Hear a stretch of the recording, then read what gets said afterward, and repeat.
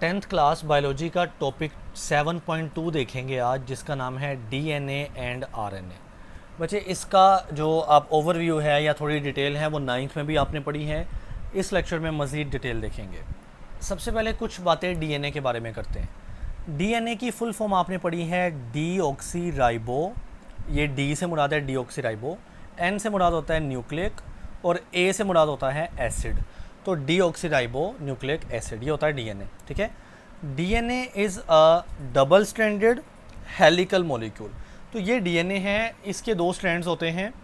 ये जो आपको ब्लैक से डार्क से नज़र आ रहे हैं, ऐसे पट्टियाँ सी जा रही, ये होता है स्ट्रैंड। एक ये है, दूसरा उसके साथ ये है, और ये हेलिकल है। आप हेलिकल देख रहे हो ना, ये ऐसे बल खाती ऐसे पट्टियाँ हैं। ठीक है, हेलिक्स कहते हैं घुंघराले बालों जैसा, जैसे बल खाता हुआ। अब बच्चे, अगर हम डीएनए के बिल्डिंग ब्लॉक्स की बात करें ना, तो डीएनए के बिल्डिंग ब्लॉक्स होते हैं न्यूक्लियोटाइड्स। न्यूक्लियोटाइड्स बिल्डिंग ब्लॉक से मुराद क्या है? यानी मैं आपसे पूछूं कि प्रोटीन के बिल्डिंग ब्लॉक्स क्या हैं, तो आप कहेंगे प्रोटीन के बिल्डिंग ब्लॉक्स होते हैं अमाइनो एसिड।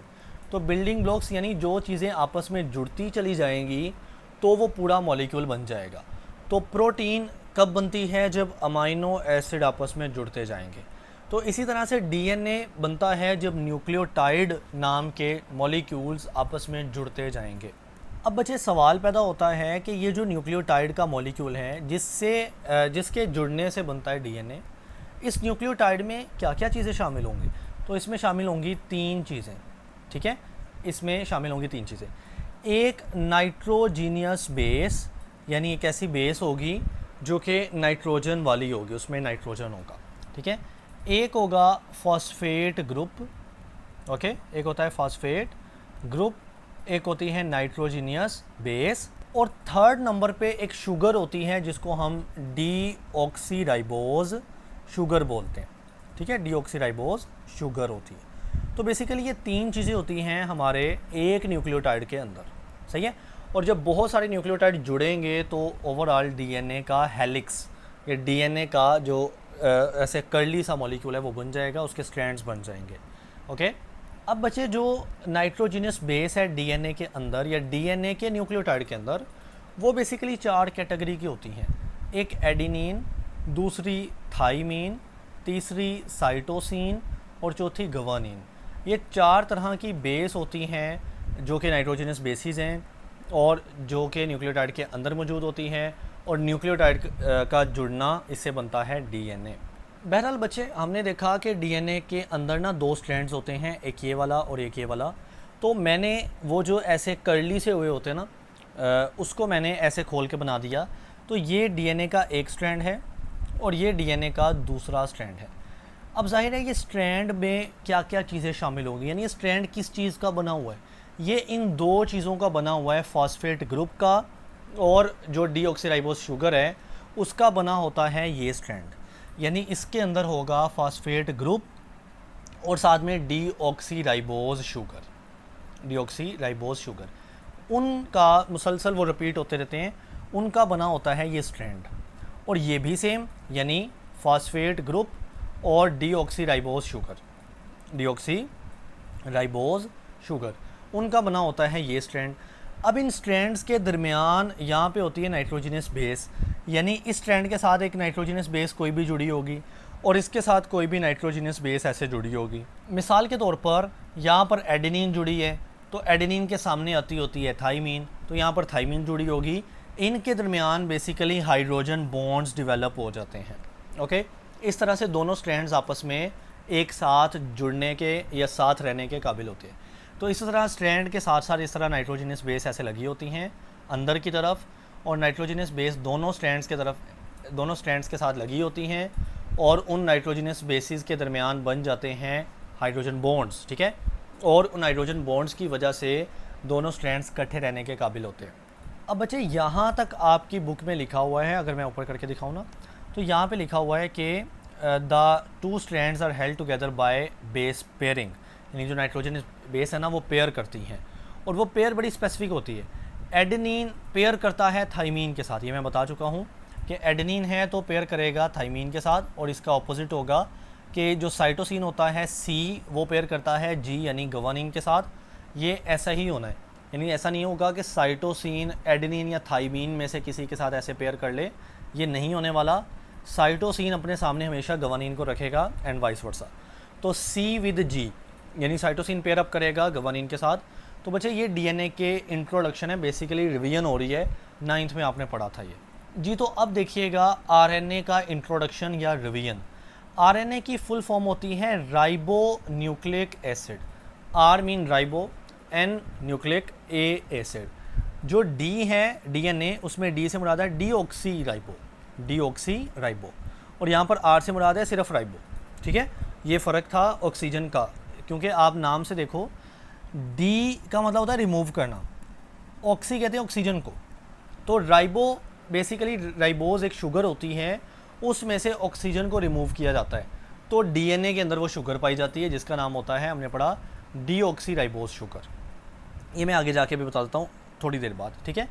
बहरहाल आरएनए की फुल फॉर्म होती है राइबो न्यूक्लिक एसिड। आरएनए एक single stranded chain of nucleotide होती है, यानी ये आरएनए है ना, इसमें सिर्फ एक ही स्ट्रैंड होगा, ये वाला, ओके, एक सिंगल स्ट्रैंड होगी। और इसमें भी न्यूक्लियोटाइड होते हैं, यानी इसका ये जो स्ट्रैंड है ये भी बच्चे न्यूक्लियोटाइड से मिलकर बना होता है। अब ज़रा कंपेयर करते हैं। देखिए डीएनए के अंदर न्यूक्लियोटाइड होते हैं, डीएनए को रिमूव करके आरएनए कर देते हैं, उसके अंदर भी न्यूक्लियोटाइड होंगे। उस डीएनए का जो न्यूक्लियोटाइड था उसमें 3 चीज़ें थी ना, ये वाली, यही तीनों चीज़ें आरएनए के अंदर भी होगी, यानी फॉस्फेट ग्रुप भी होगा, डीऑक्सीराइबोज ना नाइट्रोजनस बेस भी होंगी, और ऑक्सीराइबोज नहीं, राइबोज शुगर, मतलब डीऑक्सीराइबोज नहीं, राइबोज शुगर होगी। अब बात को समझना, राइबोज शुगर बेसिकली एक 5 कार्बन वाली शुगर है, ठीक है, जिसके कार्बन नंबर 2 यानी दूसरे कार्बन से अगर हम एक ऑक्सीजन को रिमूव कर दें, अगर हम एक ऑक्सीजन को रिमूव कर दें तो वो होती है डीऑक्सी, यानी ऑक्सीजन रिमूव करके राइबोज शुगर से वो डीएनए के अंदर पाई जाती है वो शुगर। लेकिन अगर हम उस शुगर में से कोई चीज़ रिमूव ना करें तो वो शुगर होगी राइबोज शुगर। वो शुगर क्या होगी? राइबोज। तो आरएनए के अंदर डीऑक्सीराइबोज नहीं बल्कि राइबोज शुगर होती है। और आरएनए के अंदर जो नाइट्रोजिनस बेस हैं उनमें भी फ़र्क है। थाइमीन नाम की बेस नहीं होती बल्कि अलग बेस होती है यू नाम की, यूरासिल नाम की। तो मैं लिखता हूँ कि जो आरएनए है उसके अंदर भी क्या होते हैं? न्यूक्लियोटाइड होते हैं। उसके अंदर वाले न्यूक्लियोटाइड भी 3 चीज़ों से मिलके बने होते हैं, बट थोड़ा सा डिफरेंट है। पहली चीज़ जो फॉस्फेट ग्रुप होता है वो तो सेम है दोनों में, फॉस्फेट ग्रुप दोनों में क्या है? सेम है। दूसरी चीज़ जो शुगर है वो राइबोज शुगर है, ठीक है, राइबोज। डीऑक्सीराइबोज शुगर नहीं है, यानी उसके कार्बन 2 में ऑक्सीजन लगी होगी, राइबोज शुगर में लगी होती है, डीऑक्सीराइबोज में वो ऑक्सीजन निकाली जाती है, ठीक है। तो RNA ribose sugar, DNA deoxyribose sugar. और तीसरी चीज़ है नाइट्रोजिनस बेस, वो इधर भी होंगी, वही 4 नहीं, एक फ़र्क के साथ। वो कौन सा फ़र्क है? एडेनिन होगी, थाइमीन नहीं होगी, यूरासिल होगी, साइटोसिन होगी और गवानीन होगी। ये 4 बेसेस, वही नाइट्रोजिनस बेस, ये न्यूक्लियोटाइड में मौजूद होती हैं आरएनए के न्यूक्लियोटाइड में। जी तो कहता है कि it's nucleotides have a sugar called ribose, इनके अंदर होती है राइबोज शुगर। इसके अलावा फॉस्फेट ग्रुप होता है, नाइट्रोजिनस बेस होती हैं जिसमें एडेनिन है, यूरासिल है, चेंज हो गया ना, थाइमीन की जगह यूरासिल आ गया। साइटोसिन और गवानीन अभी भी अपनी पोजीशन पे हैं। जी तो बच्चे अब हम मूव करते हैं फंक्शनिंग ऑफ डीएनए या एंड आरएनए। तो डीएनए या आरएनए काम कैसे करते हैं? सबसे पहले आपको जीन का कॉन्सेप्ट आना चाहिए। बच्चे gene is a segment of DNA, यानी डीएनए एक लंबा इस तरह का डबल स्ट्रैंडेड मॉलिक्यूल होता है 2 स्ट्रैंड्स में।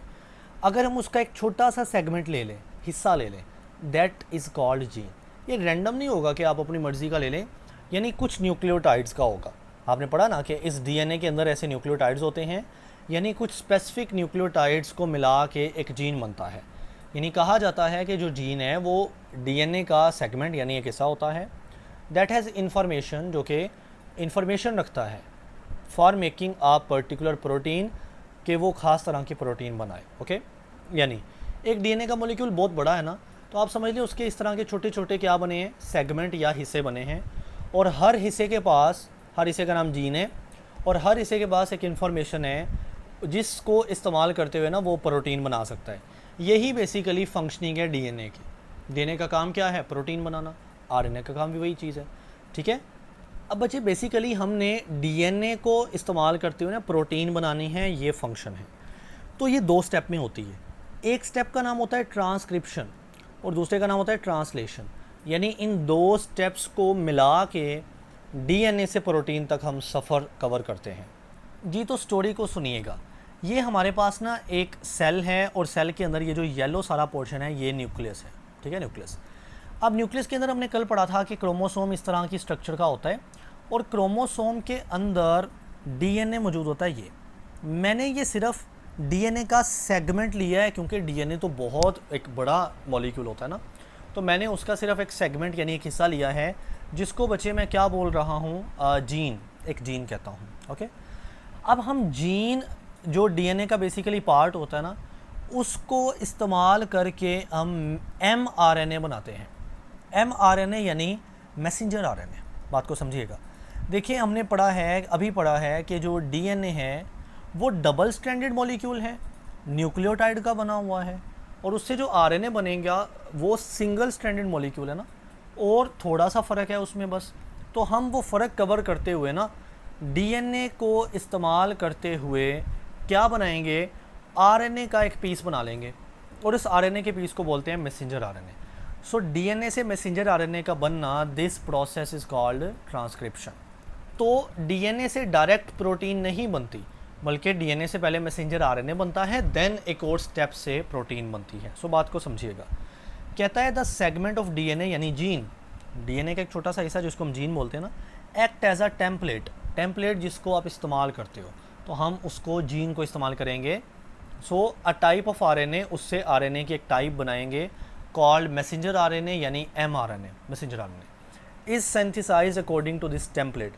यानी जैसी जैसी यहाँ पे हमें इंफॉर्मेशन लिखी होगी ना डीएनए के ऊपर, उस डीएनए की इंफॉर्मेशन को इस्तेमाल करके हम मैसेंजर आरएनए को बनाएंगे। ओके, सो इन दिस वे, इस तरीके से जो डीएनए है ना वो ट्रांसफ़र करता है information to the messenger RNA.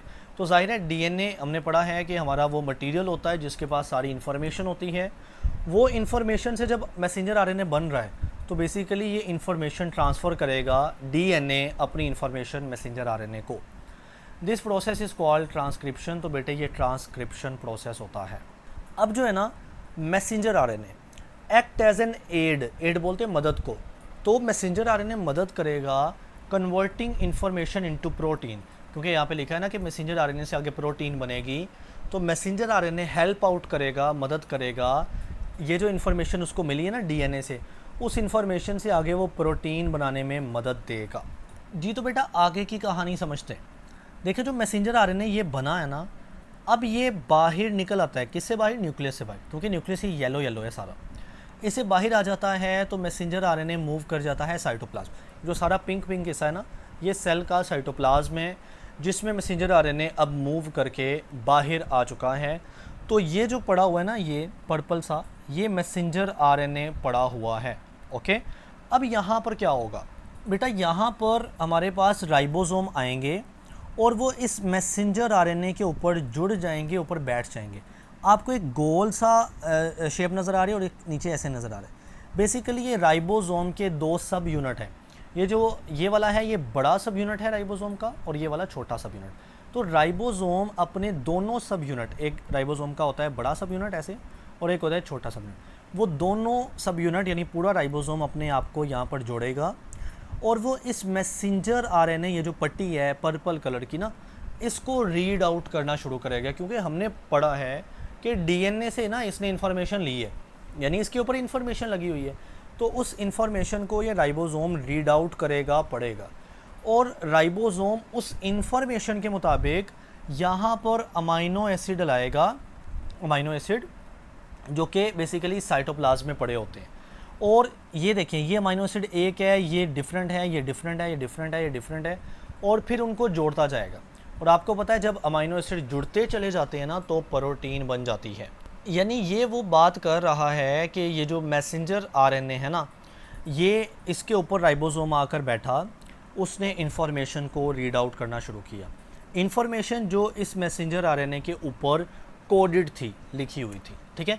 उस इंफॉर्मेशन को देखते हुए ये राइबोसोम क्या करेगा, आने वाले इन अमाइनो एसिड को जोड़ता चला जाएगा और अमाइनो एसिड के जुड़ने से एक चेन बनती है known as the protein.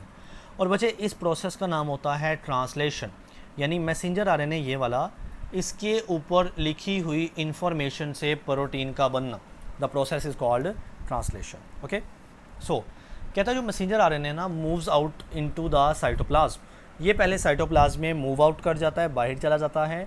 Hair यहाँ पे क्या होता है, ribosome attach with the messenger RNA. मैंने आपको दिखाया कि राइबोसोम आकर इसके ऊपर बैठ जाता है, अटैच होता है। The ribosome joins amino acid according to the information present on the messenger RNA. Messenger RNA के ऊपर जो प्रेजेंट होती है ना इन्फॉर्मेशन, उसको रीड आउट कर करके राइबोसोम जो है वो अमाइनो एसिड को जोड़ता है। ये जो शेप है, ये वाला, ये वाला, ये वाला, ये सारे क्या है, अमाइनो एसिड्स हैं, इनको जोड़ेगा ribosomes. Okay, in this way protein is produce, तो यहाँ पर ये लंबी चेन बनेगी अमाइनो एसिड की, known as the protein. Okay, this process is called translation. तो बेटे इस प्रोसेस का नाम हम रखते हैं ट्रांसलेशन प्रोसेस। अब बच्चे हमने देखा कि ये जो फंक्शनिंग ऑफ डीएनए आरएनए है ना, कि डीएनए से पहले आरएनए बनता है और आरएनए से प्रोटीन बनती है, इस ओवरऑल प्रोसेस को हम सेंट्रल डोगमा कहते हैं। यानी इस सारे प्रोसेस को ना एक नाम अगर हम दें, that will be central dogma. तो कहता है this concept of working of gene, जैसे ये डीएनए का छोटा सा पार्ट काम कर रहा है ना, डीएनए का छोटा सा पार्ट जिसको हमने जीन बोला, इसके सारे प्रोसेस को क्या बोलते हैं, central dogma, and is symbolised as कि डीएनए से पहले आरएनए बनेगा और आरएनए से प्रोटीन बनेगी।